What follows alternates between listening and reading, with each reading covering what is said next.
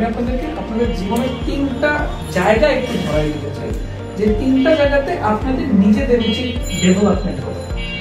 3টা জায়গাতে প্রত্যেকটা মানুষের কিছু কাজ করা উচিত।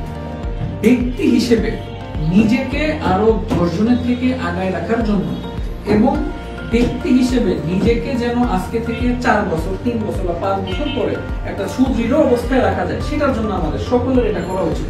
প্রথম হচ্ছে পার্সোনাল ফিটনেস। 2 নম্বর যেটা, সেটা হচ্ছে গিয়ে আমার সেলফ ফাইন্যান্সিং।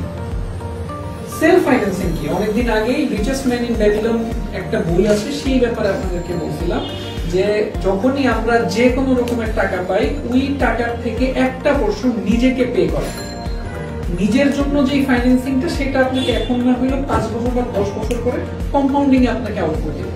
আর লাস্ট যেটা, সেটা নিয়ে আমার আসলে আলাপ আলোচনা হয়নি, সেটা হচ্ছে স্কিল ডেভেলপমেন্ট।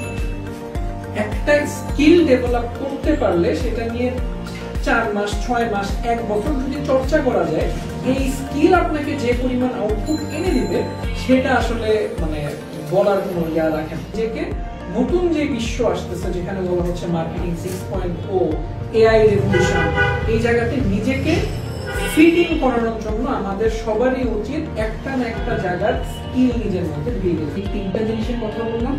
আমি আপনাদেরকে ক্লাসে এখন পর্যন্ত এরকম কিছুই বলি নাই যেটা আমি নিজের উপর অ্যাপ্লাই করি নাই। Really nice to have you all. 11 তারিখ এই বিষয়ে